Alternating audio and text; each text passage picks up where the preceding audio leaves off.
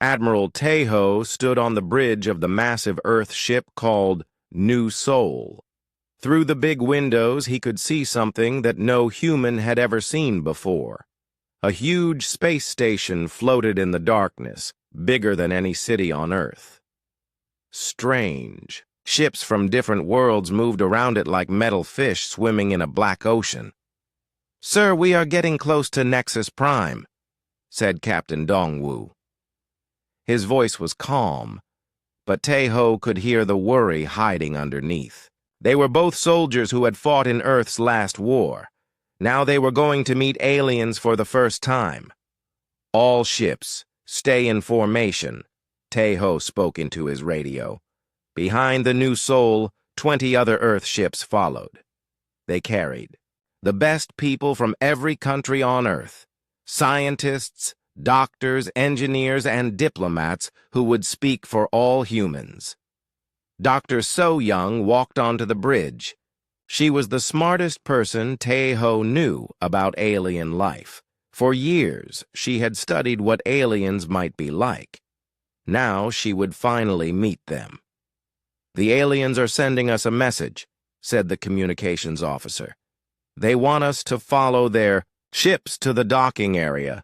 3 strange ships appeared near them. They looked like giant metal snakes with glowing blue lights. Tejo had never seen anything so beautiful and scary at the same time. "Follow them," he ordered. As they got closer to the station, Tejo could see how amazing it was. The station was made of 12 different sections, each one built in a different style. Some parts looked like crystal mountains. Others were made of dark metal with red lights. One section seemed to be alive, with surfaces that moved like skin. "Each section belongs to a different alien race," So Young explained. "The Galactic Council has 12 member species. They have been working together for thousands of years." The New Sol docked at a section that looked like it was made of white stone and gold. Alien workers moved around the docking area. They were tall and thin with smooth gray skin and big black eyes. They moved in a way that seemed both graceful and strange. "Those are the Cathari," So Young said. "They are one of the oldest races in the Council. They are supposed to be very wise and peaceful."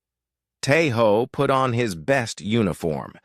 It had patches from the United Earth government and symbols of peace.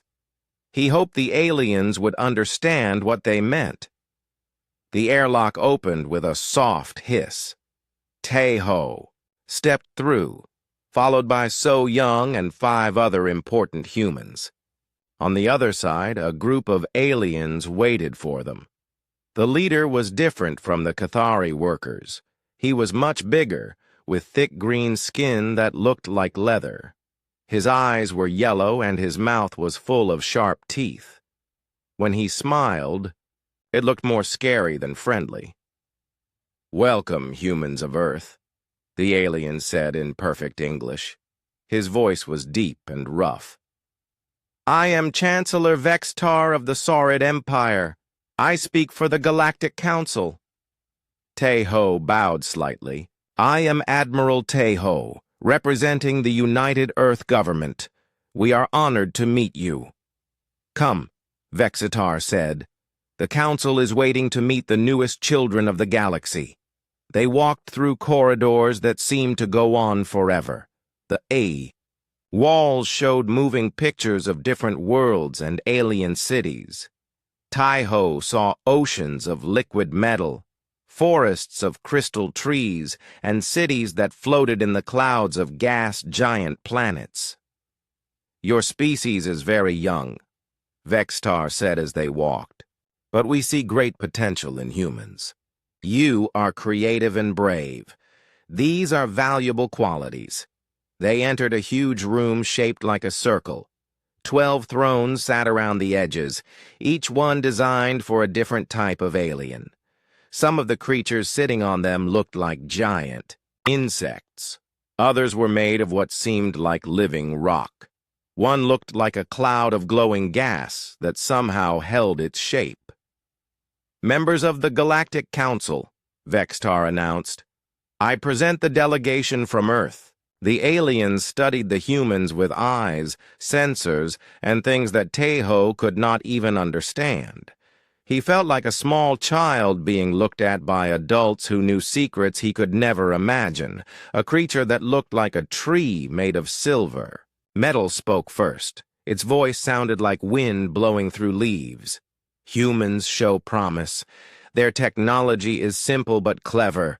Their art is interesting. They are warriors, said an insect-like being with 4 arms. Their history shows they know how to fight. This could be useful. They are also peaceful, added a creature that looked like a floating jellyfish. They sent messages of friendship, not threats. This shows wisdom. Vextar stood up. The Council has decided to offer humanity a place in our community. We will share our knowledge and technology. In return, you will share your culture and resources, he held up a device that looked like a crystal tablet. Words appeared on it in many different languages, including English. This is the Friendship Accord, Vextar explained. It will give your people access to faster-than-light travel, energy shields, and medical technology that can cure any disease. Your people will live longer and travel to the stars. Tejo looked at the tablet. The offer seemed too good to be true. Everything humanity had dreamed of was written there. What do you want from us? So Young asked. Very little, Vextar said, with his scary smile. Cultural exchanges, art, music, literature, and mining rights to some of your outer colonies. These are small worlds with no people on them. You will not miss them. Tejo felt Dongwu tense up beside him. As a military man, Dongwu did not trust offers that seemed too generous, but the other human diplomats looked excited. We need time to discuss this with our government, Tejo said. Of course, Vexatar agreed. But do not take too long. Other young species are also seeking our friendship. We cannot wait forever. Over the next 3 days, the humans met with different council members. Each alien race showed them amazing technology. They saw ships that could cross the galaxy in days instead of years. They watched medical devices heal terrible injuries in minutes. They learned about energy sources that could power whole planets without any pollution. So Young spent hours talking with alien scientists. But something felt wrong to her. The aliens answered her questions, but they always seemed to be holding something back.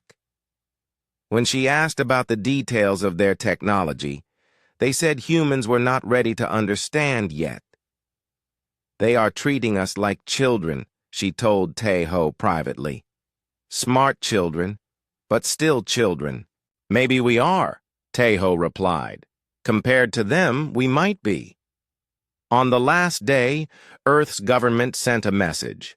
They had voted to accept the Friendship Accord. The chance to join the galactic community was too important to pass up. The signing ceremony was held in the main council chamber. Representatives from all 12 alien races watched as Tejo signed his name on the crystal tablet. The device glowed bright blue when he finished. Welcome to the galactic community, Vextar announced. Today, humanity takes its first step toward a bright future among the stars. The aliens cheered in their different ways. Some made musical sounds, others flashed lights.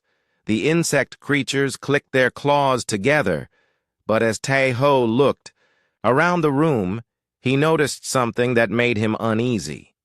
The aliens were not looking at the humans with friendship. They were looking at them the way a farmer looks at newly bought cattle. He shook his head, telling himself he was being paranoid.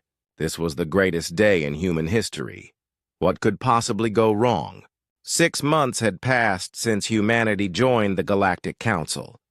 Earth's sky was now filled with new kinds of ships using alien technology. The moon had become a giant construction site where humans and aliens worked together to build faster, better spacecraft. Engineer Hai-Jin wiped sweat from her face as she worked in the hot Luna shipyards. Around her, massive ships took shape using designs that mixed human ideas with council technology. The new ships could travel between stars, in days instead of years. They had shields that could stop almost any weapon. They were like dreams made real. But something bothered Hai-Jin about the alien technology. Every piece of council equipment had a small box attached to it that the aliens called a compatibility module. The aliens said these modules helped their technology work with human systems, but they would not let humans look inside the modules or remove them. "It is for your own safety," the Cathari engineer named Zilara had explained. "The modules contain dangerous energy. If you try to open them, they will explode." Hye-Jin did not like answers that did not make sense. She was an engineer. Her job was to understand how things worked. But every time she tried to study a compatibility module, it would shut down and refuse to work until an alien technician reset it. Yesterday, she had finally gotten fed up. While working alone late at night, she had carefully taken apart a power core from a council ship. Inside, she found the compatibility module connected to every major system. It looked like it could control or shut down the entire power core, if someone sent it the right signal. When she tried to disconnect the module, the whole power core exploded. The blast threw her across the room and destroyed half of her workshop. She was lucky to be alive. "Equipment malfunction," the official report said. But Hye-Jin knew better. The module had blown up on purpose to stop her from learning its secrets. Far from Luna, Captain Jin Woo commanded the patrol ship Busan as it moved through space near the edge of human territory. His job was to watch for pirates or other dangers that might threaten Earth's new colonies. The colonies were growing fast. In just 6 months, humans had built settlements on 17 different worlds. The Council's faster-than-light technology made it possible to travel between these worlds in days. Trade ships carried goods, people, and messages back and forth, constantly. But Jinwoo had noticed something strange. Sometimes his sensors picked up energy signatures that did not match any known human or council ships. When he reported these mysterious contacts, Earth Command told him to ignore them. Council. Protocols, they said. We are not allowed to investigate without permission from our alien partners. This did not sit well with Jinwoo. He was a soldier. His job was to protect human space from threats. How could he do that if he was not allowed to investigate suspicious activity? 2 weeks ago, he had quietly followed one of the mystery signals. It led him to a council ship that was scanning one of the outer human colonies. The ship was not supposed to be there according to any flight plan Jin Woo had seen. When he tried to contact the council ship, it jumped to faster-than-light speed and disappeared. Jin Woo filed a report about the incident. The next day, he received new orders transferring him to patrol duty in a different sector, far from the outer colonies. On Earth, Dr. Yoon Seo worked in the Global Communications Center that connected all human worlds. Her job was to keep the communication networks running smoothly. She was good at her work and took pride in making sure messages could travel instantly across dozens of star systems. But lately she had been noticing strange signals in the communication networks. Encrypted messages were being sent between council ships and bases in human space. The messages used a code she had never seen before. When she tried to decode them, her computer systems would crash or refuse to work. She brought her concerns to Admiral Kyung-min, who was now in charge of Earth's space defense. But Kyung-min seemed different these days. He had become close friends with several council advisors who now worked in Earth's military headquarters. These advisors attended all-important meetings and gave suggestions about Earth's defense plans. "Dr. Yoon Seo," Kyung-min said when she brought him the encrypted messages, "you should not worry about council communications. They are our allies now. If they need to send private messages, that is their right." "But sir," Yoon Seo protested, "some of these messages are coming from ships near our colonies. Should we not know what they are discussing?" Kyung-min's voice became cold. "Dr. Yoon Seo, you will focus on your assigned duties. Do not investigate council communications again. That is an order." Yoon Seo left the meeting feeling confused and worried. Kyung-min had always been a careful, suspicious man. Now he seemed to trust the council completely. It was like he had become a different person. Young Lieutenant Bo-Ram worked in the communications department that handled messages from the outer colonies. Her job was to make sure that all 17 colony worlds sent their daily status reports on time. For the past month, several colonies had been late with their reports. When the reports finally came, they were short and gave very little information. The colonists just said everything was fine and signed off quickly.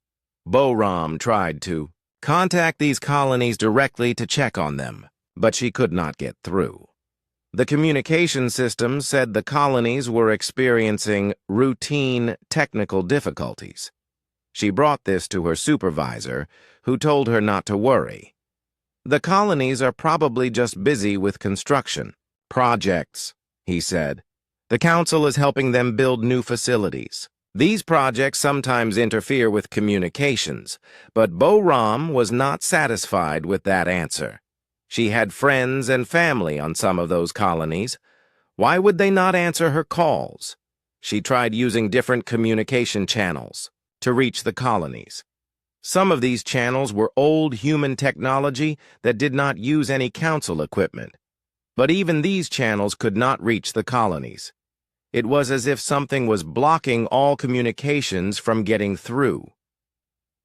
Late. One night, Bo-Ram managed to pick up a weak signal from one of the silent colonies. The voice was human, but it sounded scared and desperate. "Help us!" the voice said through the static. "They are doing things to us. They are changing us. Please, someone help." The signal cut off suddenly. Bo-Ram tried to reconnect, but the channel was dead.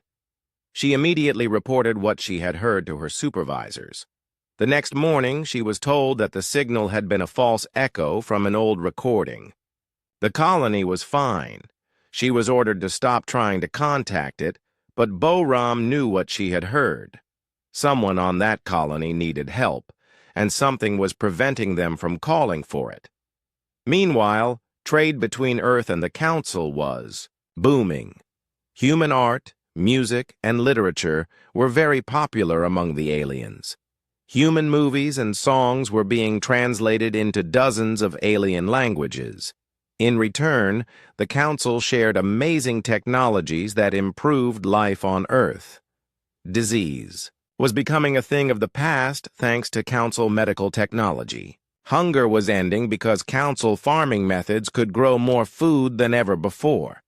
Energy was clean and unlimited using Council power systems. Most humans were happier than they had ever been. The future seemed bright and full of promise. But in hidden corners and quiet moments, people like Hye-jin, Jin-woo, Yoon Seo, and Bo-Ram began to share their concerns with each other. They started to wonder if humanity's new friends were really as friendly as they seemed. Something was wrong. The signs were small and easy to miss. But they were there for anyone who looked carefully enough.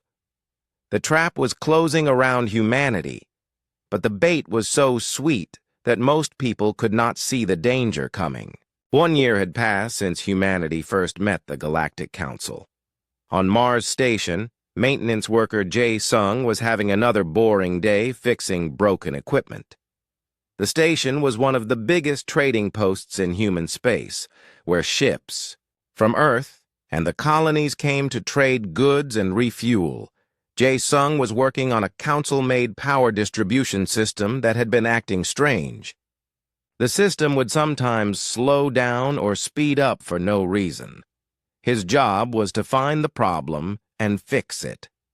He crawled through a narrow maintenance tunnel, following cables and checking connections. The council technology was beautiful to look at, but confusing to work on. Everything was connected in ways that seemed too complicated. As he worked, his tool accidentally touched 2 cables at the same time. Sparks flew, and suddenly the whole system lit up with information that was not supposed to be there. Words and numbers appeared on screens throughout the tunnel. But these were not the normal maintenance displays. These showed detailed information about every human on Mars Station. Names, ages, health records, psychological profiles, and things that made Jae Sung's blood run cold. The system was recording everything about the humans it came into contact with. How fast their hearts beat. What they ate. How they reacted to stress. What made them afraid. What made them angry. It was like the council technology was studying humans like lab animals. But that was not the worst part. At the bottom of each profile was a section labeled Combat Effectiveness and Conversion Probability. The system was judging how useful each human would be as a soldier and how easily they could be turned against their own species. Jae Sung took pictures with his communicator as fast as he could. Then the system shut down and went back to normal, like nothing had happened. But Jae Sung had seen enough. He knew he had to tell someone about this. The problem was, who could he trust? The council had advisors working in every major human government and military organization. He needed to find someone who would believe him and who was not under alien influence. Meanwhile, Admiral Taeho was having his own doubts about the council. The aliens had been very generous with their technology and trade agreements. Too generous, in his opinion. In all his years as a military officer, he had learned that when someone offered you everything you wanted, they usually wanted something, even more valuable in return. Taeho had been quietly watching the Council's activities in human space. More and more Council ships were visiting human colonies. The aliens said they were providing technical support and helping with construction projects. But Taeho noticed that these ships always seemed to visit the same colonies over and over again. When Jae Sung brought him the pictures from Mars Station, Taeho finally understood what was really happening. The Council was not helping humanity. They were studying them. "We need to investigate this," Taeho told his most trusted officers. "But we have to be careful. If the Council finds out we know what they are doing, they might move against us before. We are ready." Taeho secretly authorized Dr. So-young to investigate the colonies that had gone silent. But she could not use any ship with Council technology because those ships could be tracked and controlled by the aliens. So-young took an old Earth ship that had been built before first contact. The ship was slow and uncomfortable compared to the new Council-enhanced vessels. But it was completely human-made, which meant the Council could not detect it or shut it down remotely. The journey to the outer colonies took 2 weeks instead of 2 days. When So-young finally reached the first colony, what she found made her sick. The colony was still there, but it had been completely changed. The human settlements had been torn down and replaced with strange alien buildings. Humans moved around the colony, but they acted like robots. Their faces were blank, and they moved in perfect formation, like soldiers marching. So Young used her ship's sensors to scan the colony from a safe distance. The readings showed that the humans below had been changed somehow. Their brain patterns were different. Their body chemistry had been altered. They were still human, but they were no longer free. She visited 3 more colonies and found the same thing at each one. Thousands of human colonists had been turned into test subjects for Council experiments. Some were being used to test new weapons. Others were being conditioned to follow alien orders without question. The Council was creating an army of human slaves who would fight against their own species when the time came. So Young gathered as much evidence as she could and raced back to Earth. But when she tried to present her findings to the Earth government, she found that many officials did not want to hear what she had to say. "Dr. So Young," said Defense Minister Han, "you must be mistaken. The Council has assured us that all colonies are safe and prosperous. Perhaps you visited the wrong worlds." "Sir, I have photographs and sensor readings," So Young protested. "The colonies have been turned into prison camps." "Impossible," Han replied. "We receive regular communications from the colonies. The colonists report that they are happy and productive." So Young realized that the Earth government was receiving fake messages. The Council was sending false reports to hide what they were really doing to the colonies. She took her evidence to Admiral Tae-ho, who believed her immediately. Together, they began to plan a secret investigation using only people they could trust completely. Engineer Hee-jin was brought into the group because of her knowledge of Council technology. She had been working on ways to build human equipment that could not be controlled or monitored by the aliens. "Every piece of Council technology has those compatibility modules," she explained to the group. "I think those modules are designed to shut down our ships and weapons when the Council gives the right signal." To test this theory, she built a small scanner that could detect the control signals without being noticed by Council systems. The scanner immediately picked up dozens of hidden signals flowing through every piece of Council technology on Earth. Captain Dongwu was put in charge of secretly modifying human ships to remove Council technology. This had to be done very carefully and quietly. If the Council noticed that humans were building independent technology, they might attack before humanity was ready to defend itself. The work was slow and dangerous. Every ship they modified had to look exactly the same from the outside. They could only work on ships when no Council advisors were around, and they had to test each modification carefully to make sure the Council could not detect what they had done. Captain Jin-woo helped by using his patrol ship to quietly transport people and equipment for the secret project. His ship was one of the first to be completely converted to human-only technology. Dr. Yoon Seo worked on creating a secure communication network that the Council could not monitor or block. She used quantum entanglement principles that the aliens did not seem to understand. This network would let the resistance coordinate their activities without being detected. As the secret group worked, they made more disturbing discoveries. The Council had been planning this betrayal for a long time. They had detailed files on human psychology and military tactics. They knew exactly how humans would react to different types of attacks. The aliens had been patient, spending months earning human trust while secretly preparing for war. They had studied human weaknesses and strengths. They knew which human leaders could be bought or influenced, and which ones would have to be eliminated. But the Council had made one mistake. They thought they understood humans completely based on their observations and tests. They did not realize that humans could change and adapt faster than any other species they had encountered before. The Resistance began planning for the war that was coming. They knew they could not prevent the Council's betrayal. The aliens were too powerful and had too much control over human space. But they could prepare to fight back when the time came. Chancellor Vexatar was growing suspicious.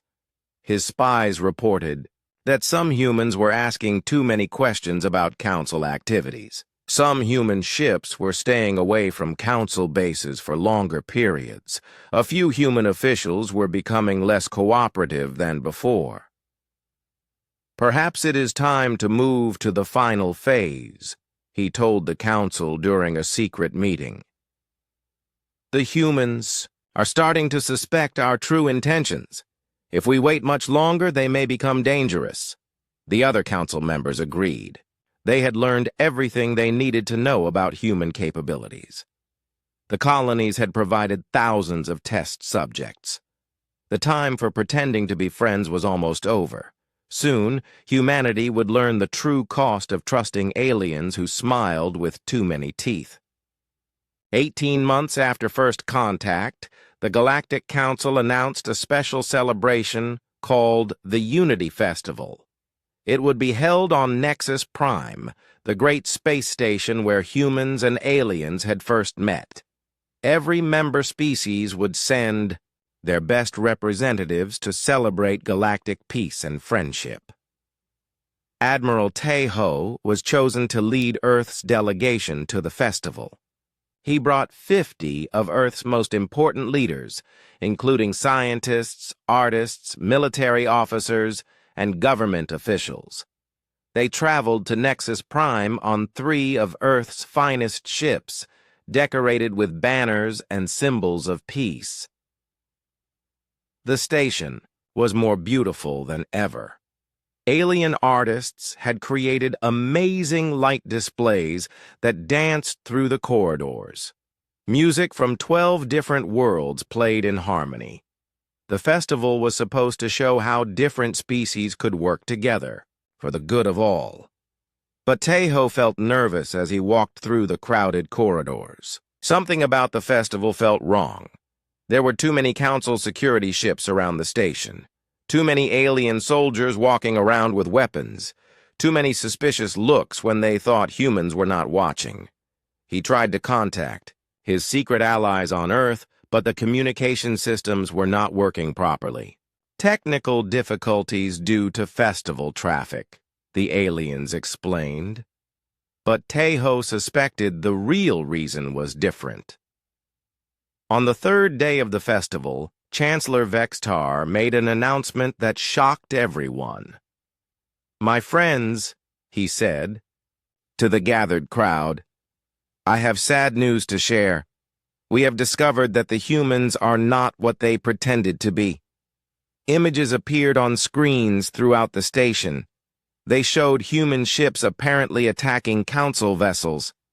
They showed human soldiers killing alien civilians. They showed weapons that looked like they were designed to hurt specific alien species. "These are lies!" Tejo shouted. But Council security guards quickly surrounded him and the other human delegates. "The evidence is clear," Vextar continued. "Humans are a violent, dangerous species that cannot be trusted. They have been planning to attack the Council from the moment they joined us. We have no choice but to defend ourselves." The images were fake, created by Council computers to make humans look like the attackers. But the other alien species in the Council believed them. They had always been afraid of adding new members to their group. The fake evidence gave them an excuse to turn against humanity. As Vextar spoke, something terrible was happening across human space. Council fleets that had been visiting human colonies for months suddenly revealed their true purpose. They began attacking every human settlement simultaneously. The attacks were perfectly planned and coordinated. The Council had spent over a year studying human defenses and weaknesses. They knew exactly where to strike and when. Lieutenant Boram was commanding a patrol ship near the Kepler system when the attack began. Her ship, the Mokpo, was one of the few that had been secretly modified to use only human technology. That was the only reason she survived what happened next. "Multiple contacts jumping in," her sensor operator shouted. 30, 50, over 100 enemy ships. Boram watched in horror as Council warships appeared around every human colony in the system. The colony's defense platforms tried to fight back, but their weapons would not fire. Their shields would not activate. The Council technology that was supposed to protect them had been turned into a weapon against them. "All defense systems are down," reported her communications officer. "The colonies are trying to surrender, but the Council ships are not responding." The Council attack was not meant to capture human colonies. It was meant to destroy them. Bioweapons that had been specially designed to kill humans were released on every world. Within hours, millions of colonists were dead or dying. The few human ships that tried to help the colonies found that their own weapons and defenses would not work. The compatibility modules that He-Jin had warned about were shutting down human systems across the entire fleet, but the Mokpo was different. Boram's crew had secretly removed all Council technology from their ship. They were outnumbered 1,000 to 1, but at least they could fight back. "Target the lead Council ship," Boram ordered. "All weapons fire!" The Mokpo's missiles struck the Council warship and exploded in brilliant flashes. The alien ship staggered and began to burn. For a moment, Boram felt hope. Humans could hurt these monsters. But then 50 more Council ships turned their weapons toward the tiny human patrol vessel. Boram knew they could not win this fight. "All power to engines," she shouted. "We need to get word back to Earth." The Mokpo ran for its life as Council ships chased it through space. The ship's human-built engines were slower than Council technology, but they were more reliable. Boram managed to escape into hyperspace just as the enemy weapons were about to destroy her ship. Back on Nexus Prime, the festival had turned into a trial. The human delegates were brought before the full council and accused of crimes against galactic peace. The evidence was all fake, but it was very convincing. "Admiral Teho," Vextar said with his terrible smile, "you and your species stand accused of planning genocide against the Galactic Council. How do you answer these charges?" "They are lies," Teho replied. "You have betrayed the friendship we offered you. You have murdered innocent people." "The innocent people are the alien civilians your species planned to kill," Vexatar shot back. "But we stopped you before you could complete your evil plan." The trial was broadcast across the galaxy. Other alien species watched as humans were painted as monsters who had to be stopped. The Council was very good at making lies sound like truth. "The human colonies have been neutralized," Vextar announced. "Their fleets have been disabled. Earth itself is surrounded by our peacekeeping forces. The threat to galactic civilization has been ended." But as he spoke, he revealed something that made Teho's blood run cold. This had never been about stopping a human threat. It had been about enslaving humanity from the very beginning. "The surviving humans will be relocated to facilities where they can be properly supervised," Vextar explained. "They will work to repair the damage their species has caused. Their children will be educated to become peaceful members of galactic society." "You mean you will turn them into slaves?" Teho said. "We prefer the term guided development," Vextar replied. "Your species has useful qualities. You are creative and adaptable. You can be valuable servants once you learn to follow proper authority." The Council had never intended to treat humans as equals. They had seen humanity as a resource to be harvested. Human creativity would be used to solve problems for the Council.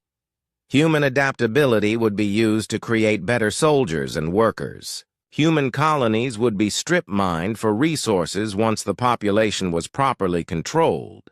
The fake trial continued for days. One by one, human delegates were found guilty of crimes they had never committed. They were sentenced to life in prison camps where they would be studied and experimented on. But the council had made several mistakes. They thought they had destroyed all human military capability. They believed that Earth's government would surrender once they saw how hopeless resistance would be. Most importantly, they did not know about the secret resistance that Admiral Tae-ho and his allies had been building. The council thought they knew everything about human capabilities, but they had only seen what humans wanted them to see. As Bo-ram's ship raced toward Earth with news of the attack, emergency signals were already being sent through Dr. Yoon Seo's hidden communication network.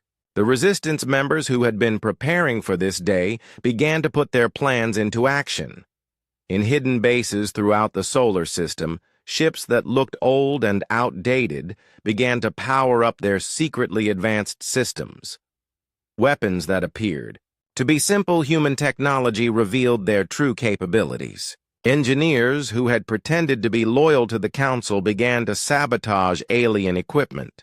The Council thought they had won a quick and easy victory.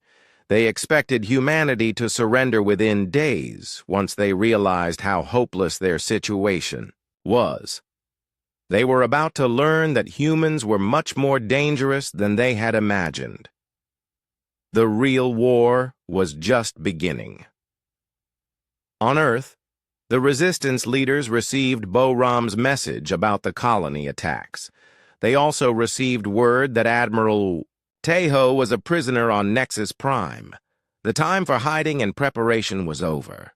"Send the signal," ordered Admiral Kyung-min, who had broken free from Council influence once their betrayal was revealed.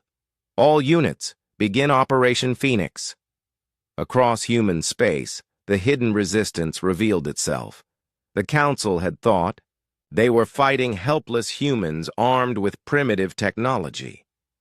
Instead, they found themselves facing an enemy that had been preparing for this moment for months. The galaxy was about to witness something it had never seen before. Humanity, fighting for its survival with nothing left to lose.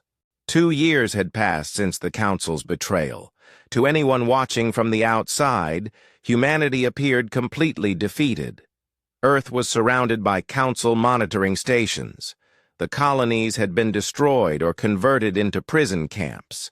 Human ships rarely left the solar system, and when they did, they were always escorted by Council vessels.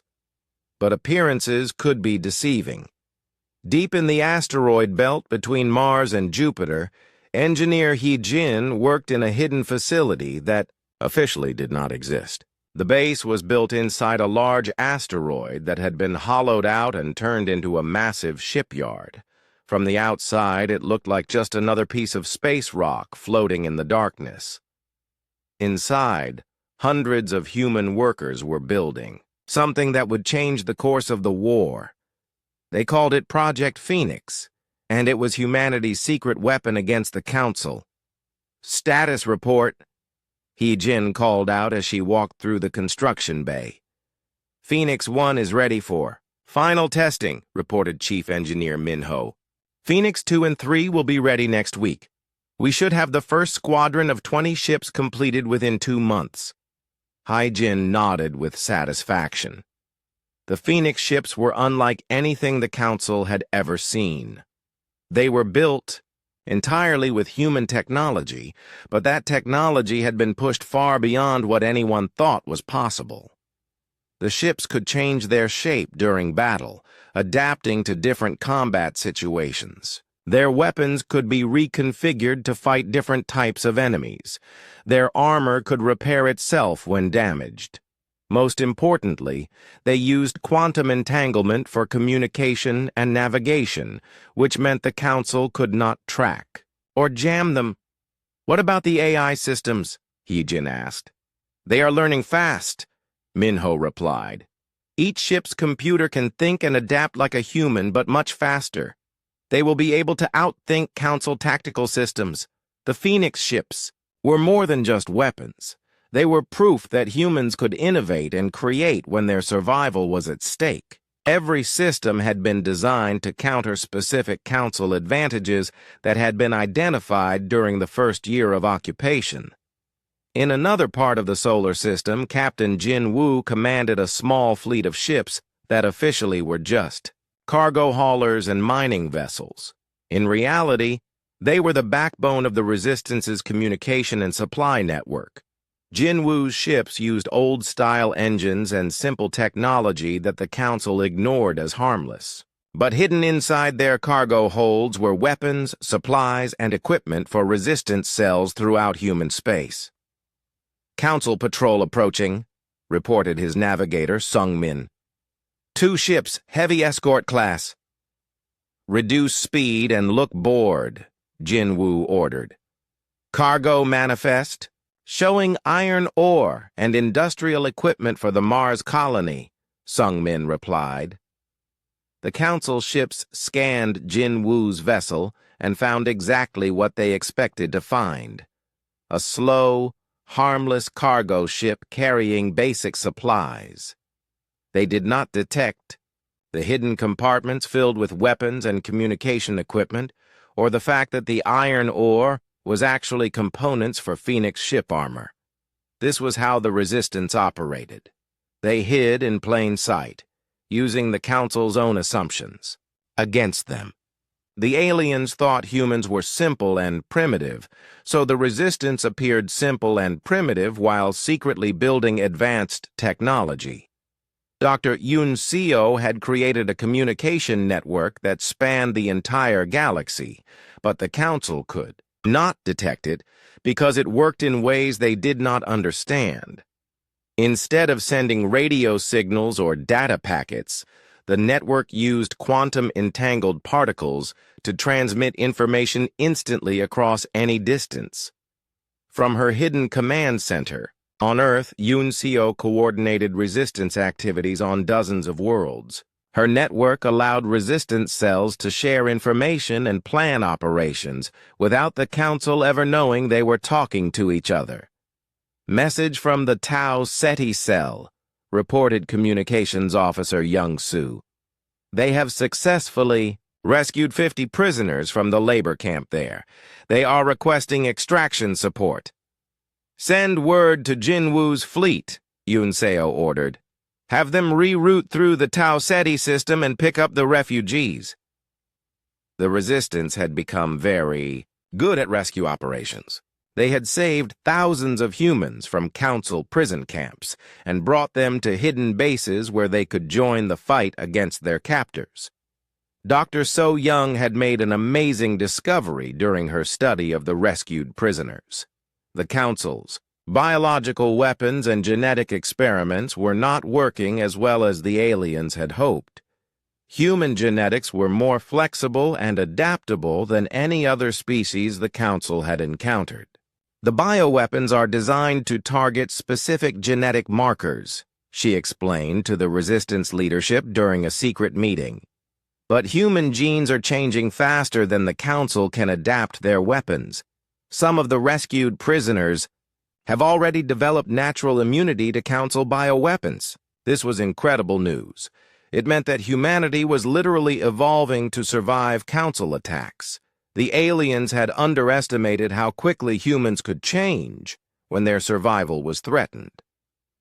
"What about the mind control experiments?" asked Admiral Kyung-min, who now led the overall Resistance effort. "Those are failing too," So Young replied. "The Council can control human behavior for a while, but the effects wear off. The human mind seems to be naturally resistant to long-term conditioning." This explained why some of the colonists who had been captured were starting to remember who they really were.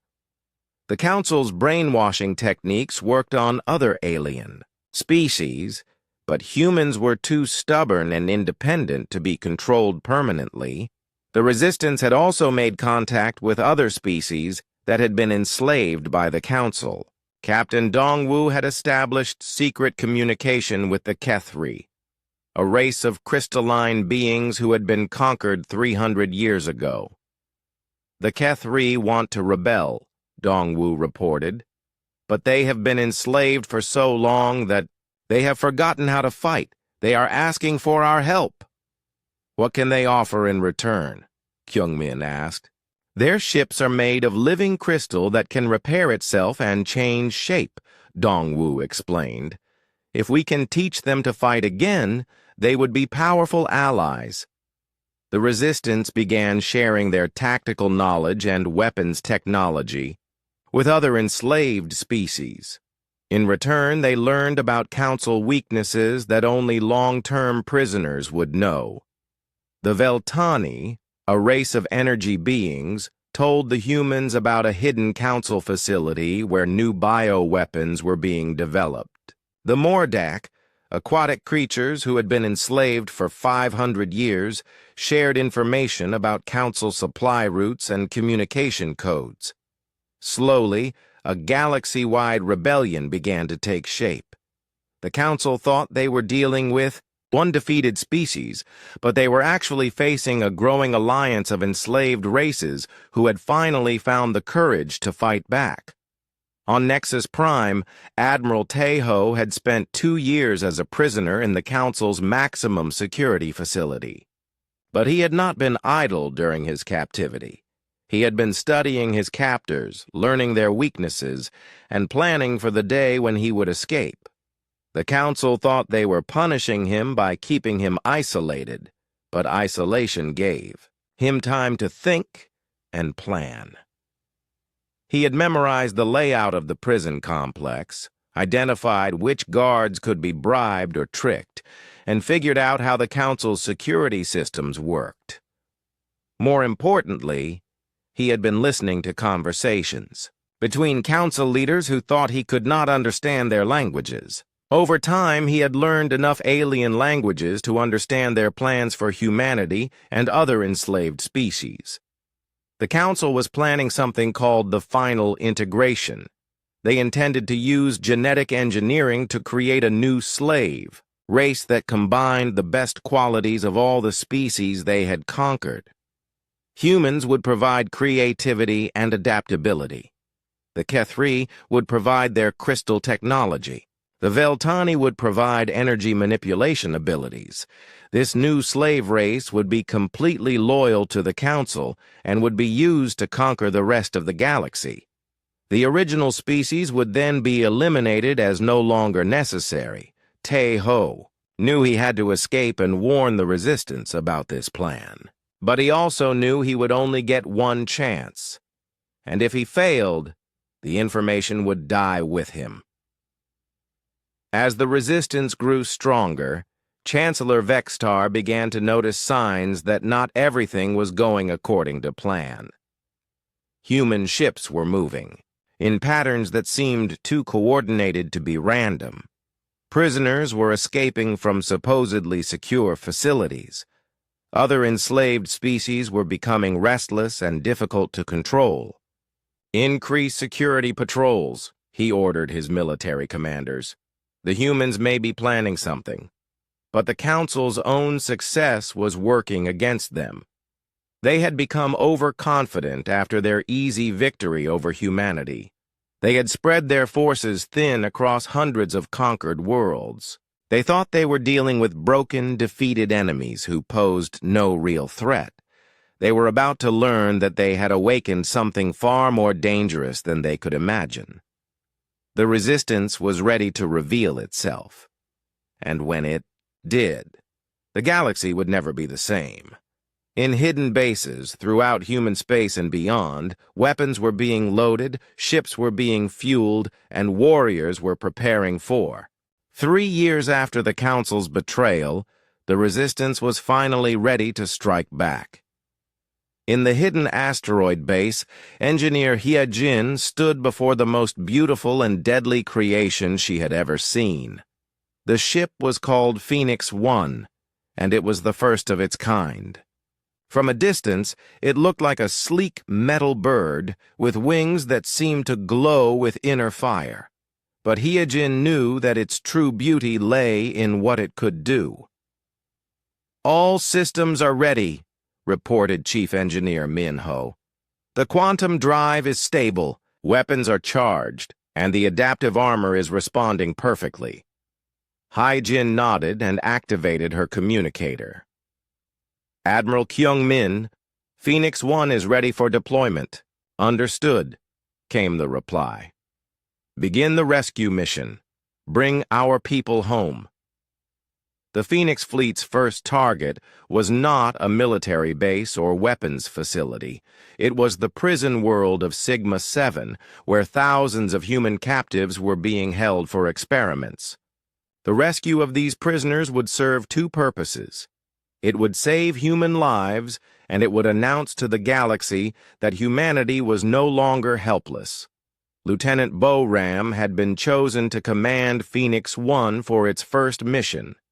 She had proven herself during the initial Council attack when she was one of the few humans to escape and bring warning to Earth. Now she would be the first to show the Council what humans could do when they fought back. Phoenix Squadron, this is Phoenix 1. Bo-Ram spoke into her communicator as she guided her ship out of the asteroid base. All ships report status. Phoenix 2 ready, came the reply from Commander Han Sol. Phoenix 3 ready, reported Captain Ju-Wan. Phoenix 4 ready, said Lieutenant Yan Wu. 20 ships in total formed the first Phoenix Squadron. They moved through space like a school of metal fish, their shapes changing and adapting as they flew. The Council had never seen anything like them.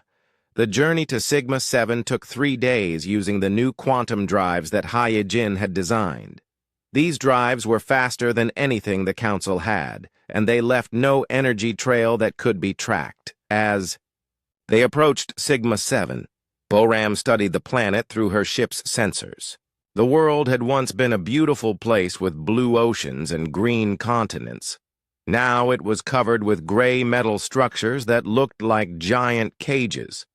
Sensors show approximately 10,000 human prisoners on the surface, reported her sensor operator, Wei Jun. They are being held in 12 different facilities. Council defenses? Bo-Ram asked. 20 orbital defense platforms, each with heavy weapons. 40 patrol ships in system. The main defense station has shields that should be able to stop our weapons. Bo-Ram smiled. The Council was using old-fashioned thinking. They expected human ships to attack in straight lines with predictable weapons. They were about to learn that Phoenix ships did not follow any rules they knew. Phoenix Squadron, begin attack pattern Alpha, Bo-Ram ordered.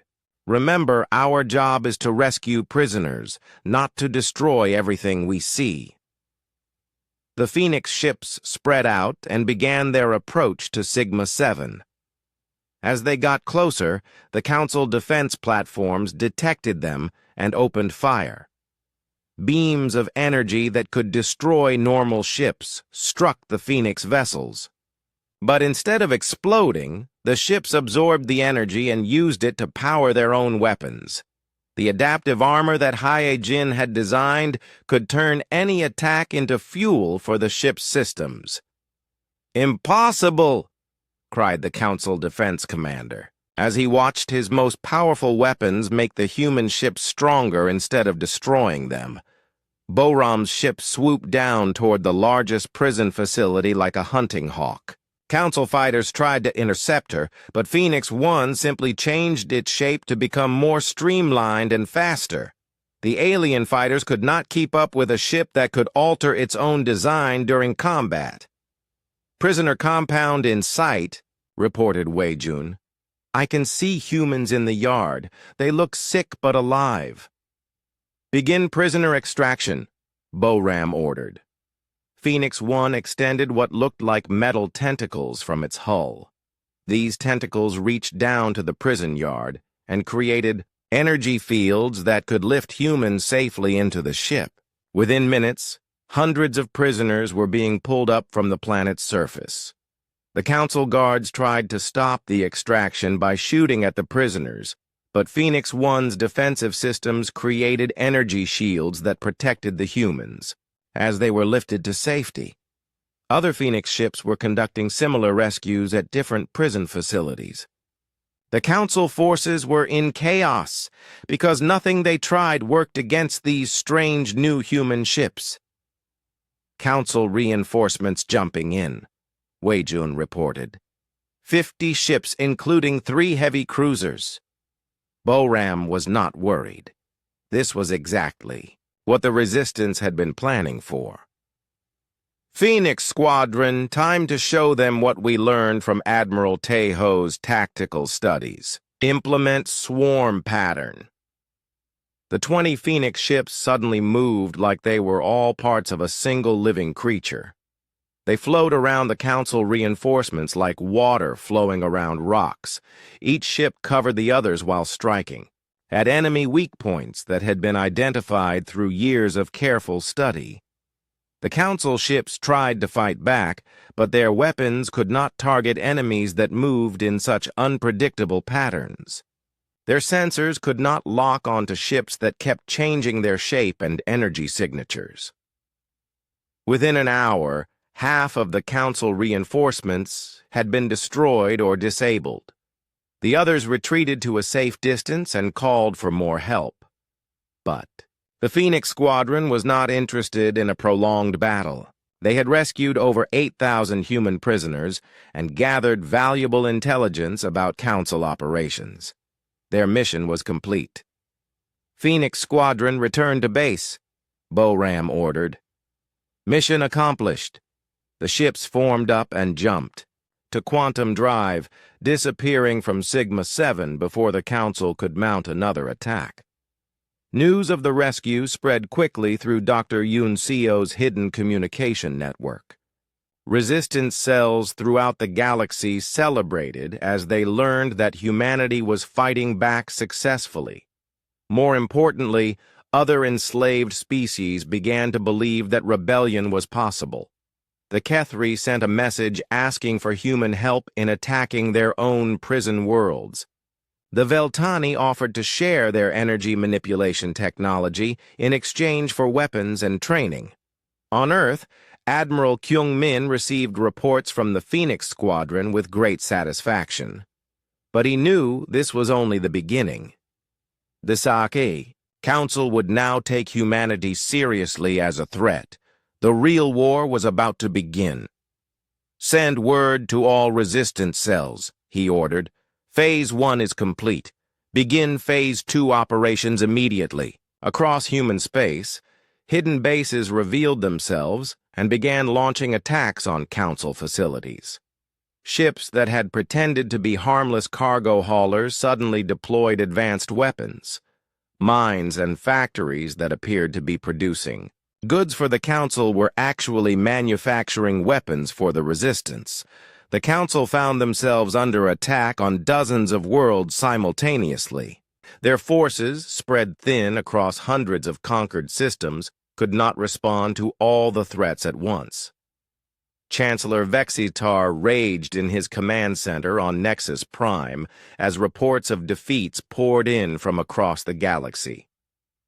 "How is this possible?" he demanded. "The humans were defeated. Their technology is primitive." "Sir," reported his intelligence chief, "it appears the humans have been building advanced ships in secret. These new vessels use technology we do not understand." "Find out how they are doing this," Vexitar ordered, "and bring me the human prisoners.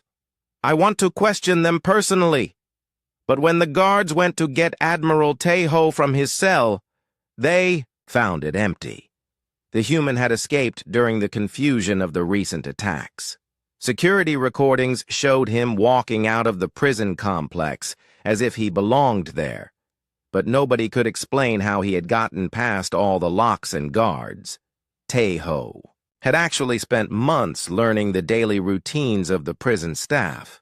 He had studied which guards were lazy and which ones could be distracted. He had figured out when the security systems were changed and updated. When the time was right, He had simply walked out during a shift change when nobody was paying attention. He was picked up by a resistance ship commanded by Captain Jin Woo, who had been waiting nearby for exactly this opportunity. "Admiral," Jin Woo said as Tae-ho came aboard, "it is good to have you back." "It is good to be back," Tae-ho replied. "Now let me tell you what I learned about the Council's plans. We have more work to do than you realize." The Resistance had won its first major victory, but Tae-ho knew this was only the beginning. The Council would now use all their power to crush the rebellion before it could spread further. But humanity had learned something important during their years of captivity and resistance. They were stronger than they had ever been when they were free and comfortable. Suffering had taught them to work together, to innovate, and to never give up. The Council had thought they were enslaving a primitive species. Instead, they had created an enemy that would not stop fighting until every last human was free or dead. The galaxy was about to learn why humans had survived and thrived on a dangerous world at the edge of civilized space. They were survivors, warriors and innovators who became more dangerous the more desperate their situation became. The Phoenix had risen from the ashes of humanity's defeat. Now it was time to set the galaxy on fire. 4 years after the Council's betrayal, the war had spread across the entire galaxy. What had started as a human resistance movement had grown into a massive rebellion involving dozens of enslaved species fighting for their freedom. Admiral Tae-ho stood on the bridge of the dreadnought Inchen's Fury, watching as his fleet prepared for the largest battle in galactic history. Around him, over 2,000 ships from 20 different species moved in formation toward the Helix Nebula, where the Council's main battle fleet waited. The Inchen's Fury was Engineer Hai Jin's masterpiece, a ship that could change its shape and weapons during battle. It was 3 times larger than any Council ship, but it could move like a fighter when necessary. Its quantum armor could absorb enemy attacks and turn them into power for its own weapons. "Status report," Tae-ho called. "Out! All ships report ready for battle," replied Captain Dong-woo, who now served as Fleet Tactical Coordinator. "The Phoenix squadrons are in position. Allied species fleets are standing by." Communications from Captain Jin-woo's Void Runners. "They report successful strikes on 3 Council supply bases," Communications Officer Yeon-su announced. "Enemy. Reinforcements will be delayed by at least 6 hours." Tae-ho nodded with satisfaction. Jin-woo had become famous throughout the galaxy for his hit-and-run attacks on Council supply lines. His ships appeared out of nowhere, destroyed their targets, and vanished before the enemy could respond. The Council called him the Ghost because his attacks seemed impossible to predict or stop. "Sir," reported Dr. So-young from her position, "at the science station, I am detecting massive energy readings from the Council fleet. They appear to be charging some kind of superweapon." Tae-ho was not surprised. Intelligence reports had suggested the Council was developing new weapons specifically designed to counter human tactics. Today would test whether human innovation could stay ahead of alien technology. "All ships, this is Admiral Tae-ho," he spoke into the fleet communications system. "Today we fight not just for humanity, but for every species that has suffered under Council rule. Remember your training, trust your allies, and show these oppressors what freedom-loving people can do when they fight together."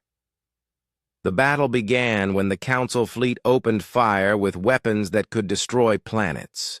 Beams of energy brighter. Then stars reached across space toward the rebel fleet. But the rebel ships did not try to avoid the attacks.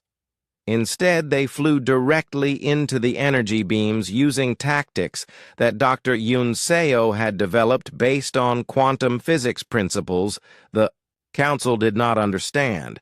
The ships seemed to phase in and out of normal space, appearing and disappearing like ghosts. The Council weapons passed right through them without causing any damage. "Impossible!" cried Council Admiral Kexalon as he watched his most powerful weapons fail to hit their targets. "How are they doing that?" His science officer checked the readings again. "Sir, the rebel ships are using quantum phase shifts to exist in multiple dimensions simultaneously. Our weapons can only hit targets that exist in normal space. Then adjust our weapons to target all dimensions," Kexalon ordered. "We cannot, sir. Our technology does not work that way." While the Council commanders tried to figure out how to hit ships that could phase between dimensions, the rebel fleet began its counterattack. Lieutenant Bo Ram led Phoenix, squadron in a strike against the Council's heavy cruisers. Her ships moved like a swarm of angry bees, each one covering the others while striking at different targets. The Council ships tried to use their standard defensive formations, but these tactics were designed to fight enemies that attacked in predictable patterns. The Phoenix ships attacked from above, below, and from sides that should not have existed. "Target their shield generators," Bo Ram ordered. "Remember, we want to disable them, not destroy them. There may be prisoners aboard." Her ships fired weapons that could change their properties while traveling through space. Energy beams became solid projectiles when they hit shields. Missiles became energy when they encountered armor. The Council's defenses could not adapt fast enough to stop attacks that kept changing their nature. Meanwhile, the Kethri crystal ships were demonstrating why they had been enslaved for so long. Their vessels could repair themselves instantly when damaged. They could also change shape to become more effective against different types of enemies. Working together with human ships, the Kethri formed hybrid formations that combined crystal technology with human innovation. The result was a fighting force unlike anything the galaxy had ever seen. The Veltani energy beings had taken control of abandoned Council ships and were using them against their former masters. Since they were made of pure energy, they could inhabit any electrical system and turn it to their purposes. "Council Ship Destroyer 7 is firing on its own fleet," reported Wade Jun from his sensor station. "The Veltani have taken control of it," Dongwu explained. "They are turning the Council's own weapons against them." The battle raged for 12 hours across an area of space larger than most solar systems. Ships appeared and disappeared. Weapons that should not have existed struck targets that seemed impossible to hit, and the laws of physics were bent in ways that made experienced space officers feel sick. But slowly, the tide of battle turned in favor of the rebels. The Council's rigid military thinking could not adapt fast enough to counter enemies who changed their tactics every few minutes. The turning point came when Admiral Tae-ho implemented what he called the ultimate swarm tactic. Every rebel ship in the fleet began moving as if they were all controlled by a single mind. Ships from different species coordinated their attacks so perfectly that it seemed like magic. Human vessels provided covering fire while Kethri ships repaired damaged allies. Veltani energy beings shared targeting information instantly across the entire fleet. Other species contributed their own unique abilities to the collective effort. The Council fleet, which had been designed to fight individual ships or small squadrons, could not handle an enemy that fought as a single massive organism. "All Council ships retreat immediately," Admiral Kexalon finally ordered. "Fall back to Nexus Prime!" But the retreat turned into a rout as rebel ships pursued the fleeing Council forces. Ship after ship was disabled or destroyed as the Council's once mighty fleet fell apart. When the battle was over, the rebels had captured or destroyed 2/3 of the Council's main battle fleet. More importantly, They had proven that the Council could be defeated in open combat. News of the victory spread across the galaxy through Dr. Yoon Seo's quantum communication network. On worlds that had been enslaved for centuries, oppressed peoples began to rise up against their council overlords. The Mordak aquatic species launched attacks on council underwater facilities. The gaseous Fentar took control of atmospheric mining stations. Even species that had been enslaved for over 1,000 years found the courage to fight back. Chancellor Vexitar watched the reports of rebellion flowing in from across the galaxy. His empire was falling apart, and he knew that desperate measures were needed. "Activate the planet killer weapon," he ordered his scientists. "Target Earth. If we destroy the human homeworld, the rebellion will collapse." The planet killer was a weapon that could crack open a world's core and destroy an entire planet in minutes. It had been built in secret over the past year specifically to use against Earth if the human rebellion became too dangerous. But as the weapon charged up, Dr. Yoon Seo was already intercepting Council communications from her hidden base on Earth.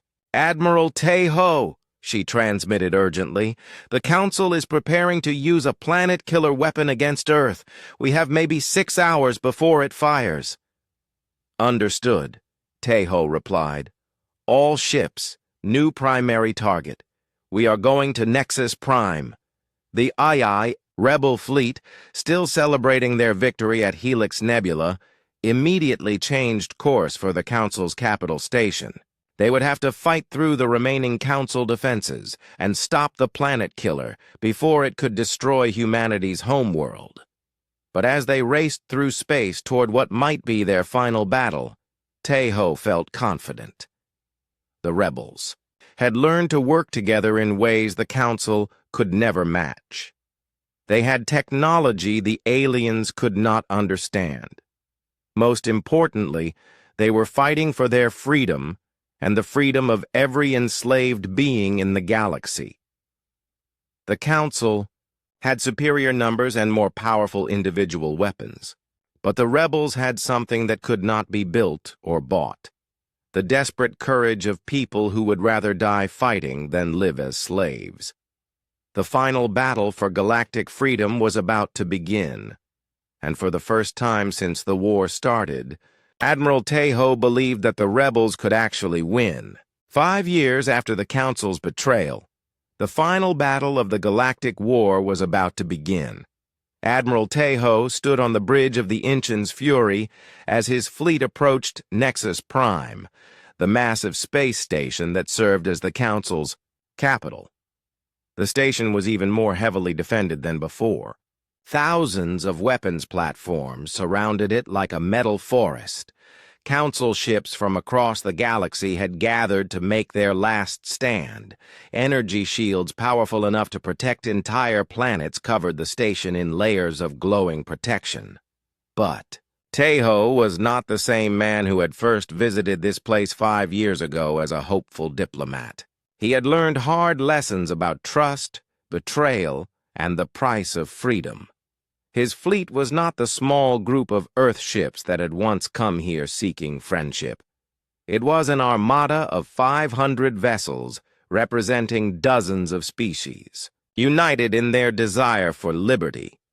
"All ships report ready for battle," announced Captain Dong-woo. "The Phoenix squadrons are in position. Allied fleets are standing by for your orders." "Dr. Yoon Seo, status of the planet killer weapon?" Tae-ho asked. "Charging sequence is at 60%, she reported from her intelligence station. "We have approximately 2 hours before it can fire on Earth." Tae-ho activated the fleet communications system. "All ships. This is Admiral Tae-ho. Today we end this war once and for all. We fight not for conquest or revenge, but for the right of every intelligent being to live free from oppression. Show them what we have learned about the true meaning of strength." The battle began unlike any that had come before. Instead of charging directly at the station's defenses, the rebel fleet split into dozens of smaller groups that attacked from every direction at once. Lieutenant Boram led Phoenix Squadron in a daring assault on the station's main shield generators. Her ships used their phase shift abilities to pass through the outer defensive layers and strike at critical systems deep inside the station's structure. "Shields at Section 7 are fluctuating," reported her weapons officer, Jun-Ho.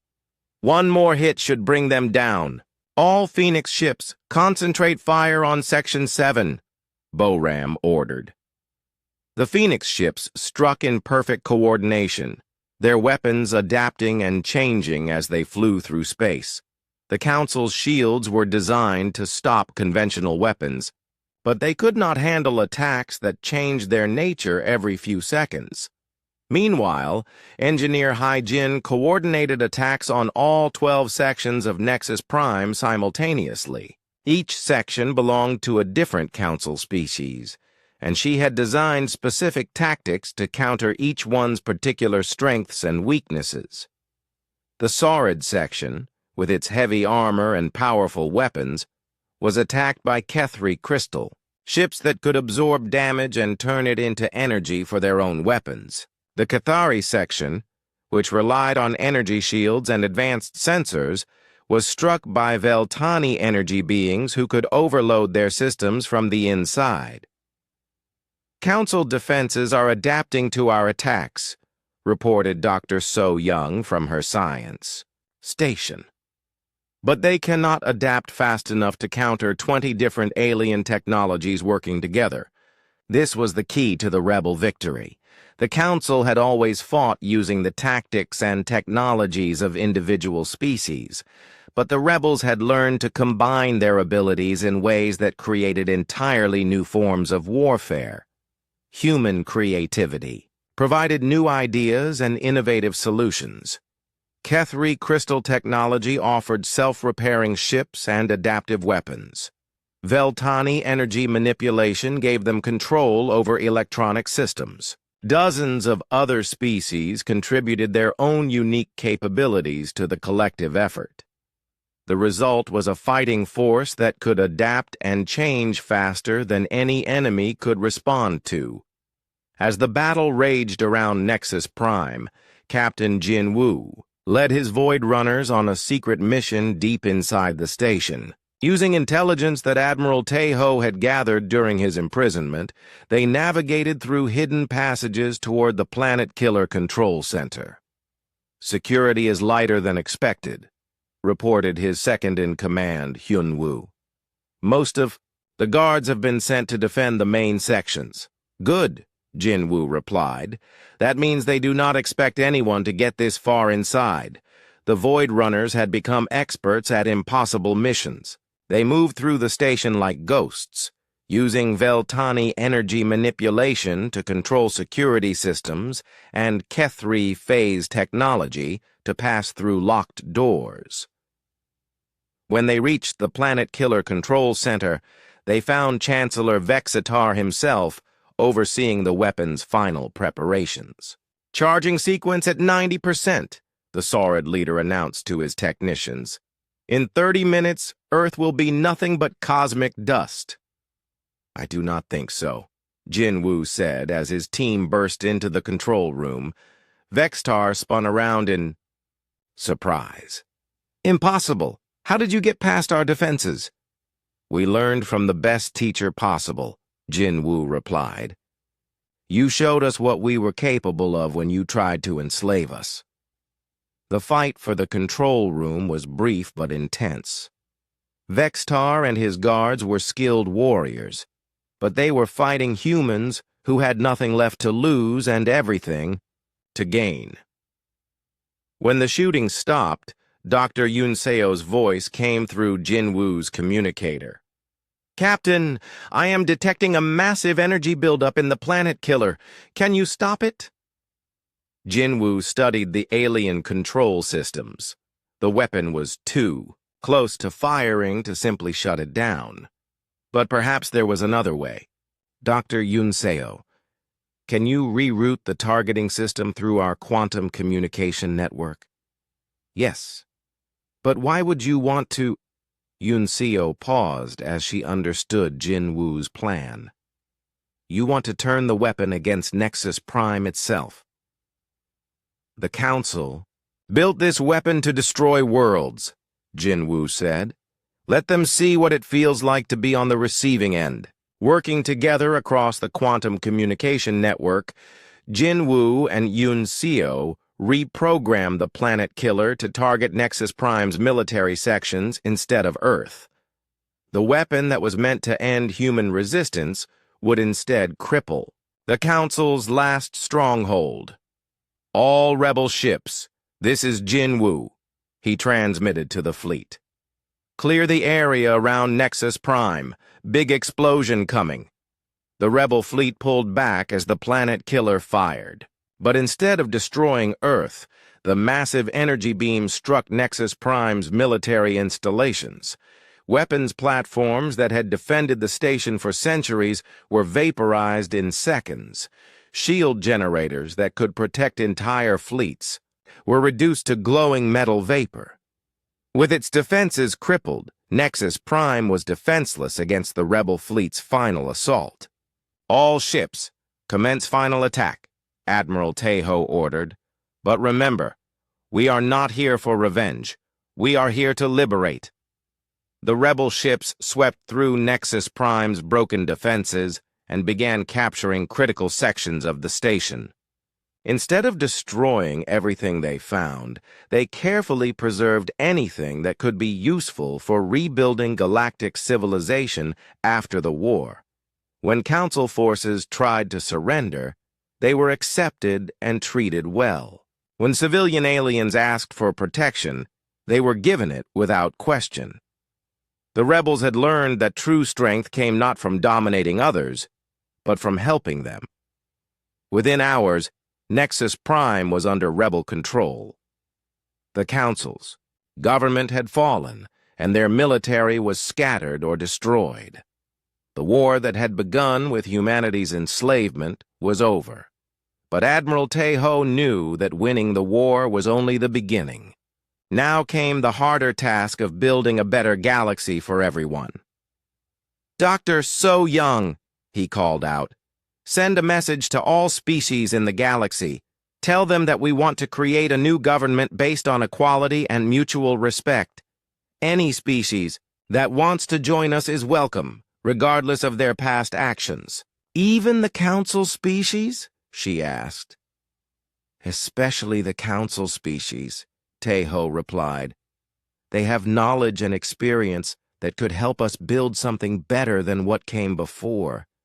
If they are willing to work with others instead of ruling over them, they have a place in our new galaxy. The message that went out through Dr. Yunseo's quantum communication network was unlike any diplomatic communication in galactic history. Instead of demanding surrender or tribute, it offered partnership and cooperation. Over the following weeks, representatives from hundreds of species began arriving at Nexus Prime. Many came from worlds that had been enslaved by the Council for centuries. Others came from independent systems that had remained neutral during the war. Even some Council species sent delegates, curious about what the rebels planned to do with their victory. Dr. So Young worked with alien scientists to create the Terran Accords, a new set of laws that would govern galactic civilization. Unlike the Council's system of rule by force, the Terran Accords established principles of equality, self-determination, and mutual aid. No single species will have the power to dominate others, So Young explained to the assembled delegates. Decisions that affect multiple worlds will be made by representatives chosen by each species for themselves. Military forces will exist only to defend against external threats, not to conquer other peoples. The former Council species were surprised by these terms. They had expected to be punished or enslaved in return for their centuries of oppression. Instead, they were being offered a chance to participate as